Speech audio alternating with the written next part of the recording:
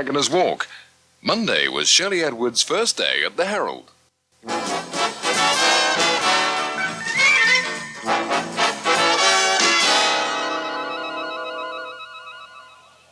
Hey, Shirley! Oh, Mike! What are you doing walking? Why didn't you ask for a lift? I went to look for you in the basement and you've gone. Well, I thought I'd take a leaf from Dickon's book, not take advantage of your being my landlord as well as my employer.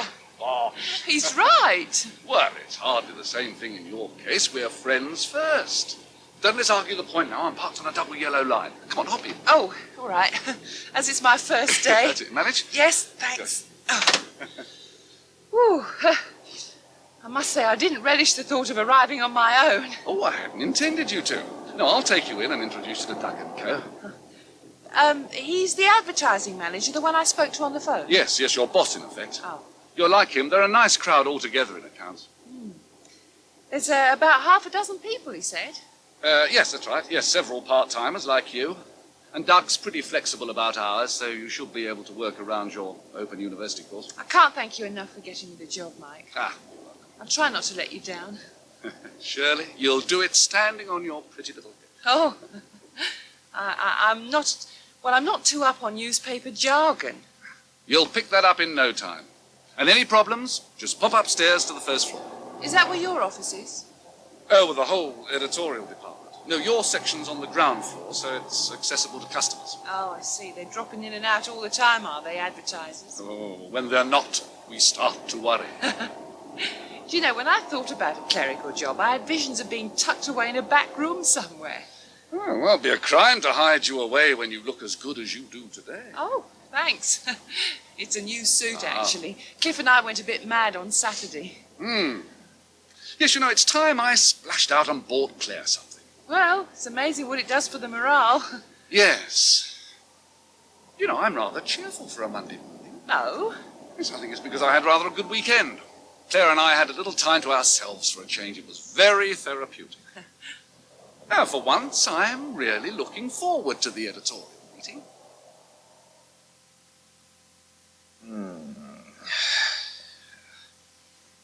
Do me a favour, Chrissy. I thought I just did. Scratch my back. Whereabouts? Here? No, a little higher, eh? No, you've lost it. Left a bit. No, it's too far. Oh, nearly. Ah, damn it, it's moved again. Don't stop, though. Another of those elusive little itches There, that almost. can only lead one way. Aye, that's not towards my editorial meeting. My God! Is that the time already? Oh, be late for once. And join the rest of the amateurs. Well, if you can't lick 'em, Oh, aye, someone in that paper's got to set an example. tell them you were hard at it. Which is, after all, the truth. Don't be crude. That's not what you said earlier. Aye, well... Oh, it's all right for me to be crude when we're making love, but I must spare your blushes Oh, in the shut cold up, light. Chrissy. Oh, at times you can be so bloody. What? Oh, skip it. Working class. I was going to say puritanical. Aye, in your book it's the same thing. I don't keep that kind of book. You're the one who has to analyse everything in terms of class. Aye, well, I don't want to start on that now. Who's starting anything? Just get up and fix me a coffee and some toast. I'll not have time for a proper breakfast now. No. What? Get it yourself. That's all I am to you, isn't it? Pre-sex and an unpaid cook. You know that's not all. Oh, yes. And a convenient heir to bore with all the details of your running feud with Liz Warner. Well, if that's how you feel, I don't know why you stay here. Oh, sometimes I ask myself the same question. And what answer do you get? Could be because it's my flat. I wondered how long it'd be before you threw that in my face. I'm sorry. Oh, why be sorry? It's the truth. You put the money down. For us. Not so I could use it as a weapon against you. But you just did, didn't you? Morning, Liz. Hello, Mike. Uh, Say, was that Shirley Edwards I saw downstairs just now? yes. Oh, yes, she's doing some part-time work on the classified ads. Oh, I thought so. She's finished at the shop, then? Oh, yes, it's under new management now. Another Patel. Nice enough chap, but it's not the same. No. Shirley must miss her mother. They were very close, weren't they? Oh, yes. Oh, train of thought.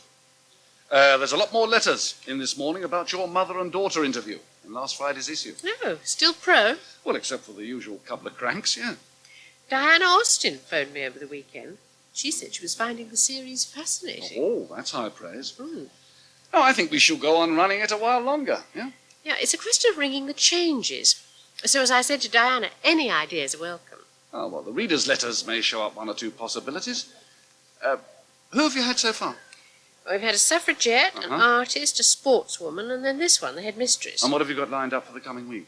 Well, I thought it was time I did Morning, something Mike. quite... Oh, hello, Maurice. Liz. I was just Good saying morning. what an amazing reaction Liz's mother and daughter series is getting. Aye. I don't know when we last had such a lot of interest shown in anything. Well, you've sustained it pretty well so far. Thank you. But I do have one slight criticism. You know I never mind criticism, Maurice. I think there's a danger of a certain bias. So far, the women you've chosen have all been celebrities. I wouldn't call the headmistress a celebrity. Aye, well, successful in their field then. And they're all from a certain type of background. And let's face it, our I readers... agree with you entirely, Maurice. Oh? Yeah, you couldn't be more right. But I think you'll find that's rectified this week. I found an old girl whose mother was a flower woman. And I've located another who inherited a doorstep from her mother. A what? A doorstep. Oh. Between them, they've been scrubbing the same doorstep in Hampstead for over 60 Oh, years. splendid. So you needn't have any worries there, Maurice. So long as it doesn't get condescending, eh? Mike, could I have a word with you about the morning, council Mike. meeting on Thursday? Oh, I hope I'm not late. We think there's going... no. Hello, There's Maurice. going to be some problems. Hello, Liz. Morning, Dickon. Say, Maurice looks a bit wild-eyed this morning. It's probably shock. We just agreed on something, more or less. Well, let's hope that augurs well. It's my good resolution for the day, not to spar with Maurice. Well, that should take a good hour off the meeting. Hey, now watch it, you. How's Debbie? You seen her lately? As a matter of fact, she's coming over to the pub at lunchtime. About time too. Hello, Debbie. Sorry I'm late. Meeting went on a bit. So what else is new? I got myself a glass of wine, told Fred to chalk it up to you. Oh, good. Pint, please, Fred. Directors. Thanks. Don't I get my usual lecture about alcohol and the baby? If it survived the amount you put back on New Year's Eve, it'll survive anything. It'll need to. How are you, anyway? I'm lousy. I've got a terrible cold and I've just come from a bleeding awful session at the hospital. There's nothing wrong. No, it's just the usual checkup. Plus the usual wait. The usual mix-up with the cards, the usual assembly line indifference. Oh, not forgetting the usual cackle of asinine girls twittering on about their hubbies and layettes. What on earth's a layette? All the gear you need for the baby. Yeah, you know, equipment, clothes. directors for our trip in the report. Thanks. And that's for the wine as well. It makes me sick the way they go on. I simply can't decide what kind of pram to buy. And should the cot be yellow or blue? Go. They should try having to get the lot on 25 quid. Is that all you get towards it? Yeah. It doesn't sound much. It hasn't been raised for 10 years. You get some sort of maternity allowance too, don't you? Oh, Dickon, how far will that go once I stop getting me whack at the Herald? Oh, when's that? Week after next. Can't you apply for some sort of supplementary benefit? I'm going down there this afternoon to find out. To the Social Security Office? Yeah. More hanging around, I suppose. Not if you've made an appointment. I haven't made an appointment. Don't look at me like that, Dickon. You're so casual about everything, Look, Debbie. Dickon, I didn't come here for a lecture, right? Oh, here comes the mob. Oh, hello, Debbie. Hi. Good to see you. Hello, love. Oh, look, she can't keep away. Yeah, that's right. I miss it all so much, especially Monday mornings. Well, we'll be over in a minute. Now, come on, Liz. Yes, all right, It's true, actually. I miss it all like stink. Well, you'll be coming back. I suppose so. What do you have, Shirley? Oh, thanks, Maurice. What the hell's she doing here? Shirley Edwards, all tarted up. Oh, she's got a job in the accounts department. Oh, that's great. That's just what I'll be wanting to come back to. Well, I think it's only temporary. Look, can we move into the other bar, Dickon? Well, but I thought... Please, I don't want her to see me. Can't stand the way she looks at me. It's as if she had a vested interest. Here we are then, Shirley. One whiskey sour. Oh, lovely. Thanks, Maurice. Oh, well, fancy you working for the Herald. No one tells me anything. None of the good news, anyway. Cheers. Cheers. I didn't even realise it was you till I got in here. I just saw this stunning-looking female crossing the road with Doug, and I was so busy watching her legs. Now you've gone too far this time, Maurice Gill. I mean it. Yeah, you can really wear those slit skirts. Oh, I'm beginning to wish I hadn't now. I bought the outfit on Saturday. I thought it'd give me confidence today. Aye, and so it should. Yeah, except everyone else in the office was wearing jeans. Oh, don't you sink down to their level. You go on looking like that. Could do no end for the paper's morale. Mine, anyway. Aye. How's Cliff?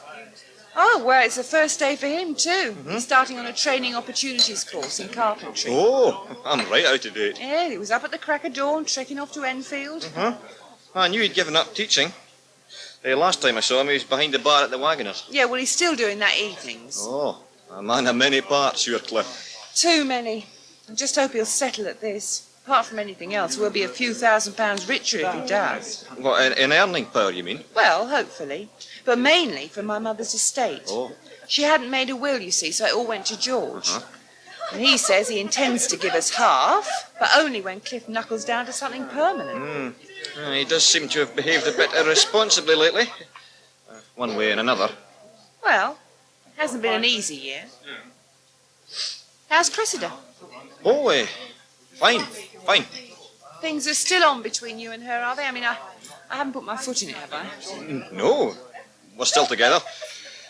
Only right now we're not speaking. Oh, yes, relationships, I know. Well, it's not easy, you know. For me, anyway. I'm pretty unpopular at work, too. Oh, I don't believe it. No, it's true. Be nice to have an ally here. She's the leader of the opposition, Liz Warner. Know her? Yes, but as Mrs. Tyson, she used to come into the shop. When Liz and I are together, you can cut the atmosphere with a knife. Oh, I thought she seemed quite nice. Hey, look, she's coming over now. Just you wait. Hello 2 minutes and we'll be at Loggerheads. Hello. Hello, Sorry to interrupt, Maurice. I just wondered if Cressida would be calling in with that review this week. I dare say. Would you ask if she'd pop into my office? I've got a job on the woman's page that I think might interest her. Oh. Right. Thanks. And I wondered if you and she would like to come over for dinner sometime. Dinner? Just an informal meal. I don't seem to see anyone out of the office. And it would be nice for Peter to meet you properly. Perhaps we could fix a date when Cressida comes in. Well, thank you. Well, that'd be nice. Good. I'll see you later then. Bye. Well, that didn't sound like public enemy number one to me. You sure you're not developing a persecution complex, Maurice? You mean to tell me, Miss Franks, you've been 5 years working on the Herald and you've saved nothing? Not a brass farthing, mate. Nothing in the post office, nothing in the building society? I've already said. Well, aren't you a silly girl? I didn't come here for a character appraisal. I came to find out where I stand. Well, now, taking that tone isn't going to help you much.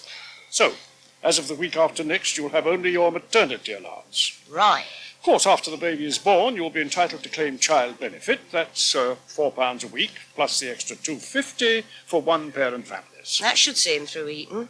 If you persist in adopting this flippant attitude, Miss Franks... It just seems such a piddling There amount. was a time when you'd have got nothing. I suggest you thank heaven for small mercies. Sorry. Now, what about the baby's father?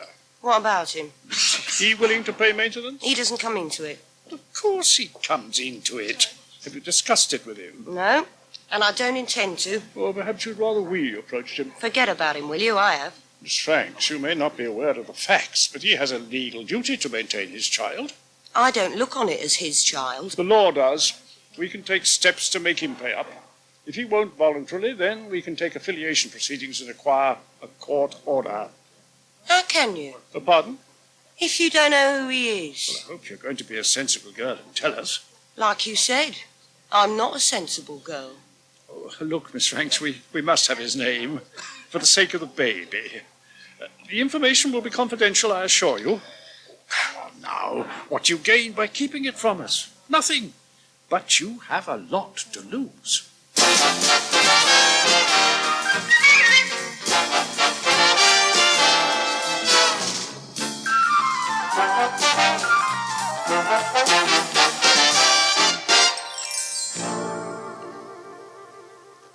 And you can hear the next episode of Waggoners Walk tomorrow afternoon at 5:05.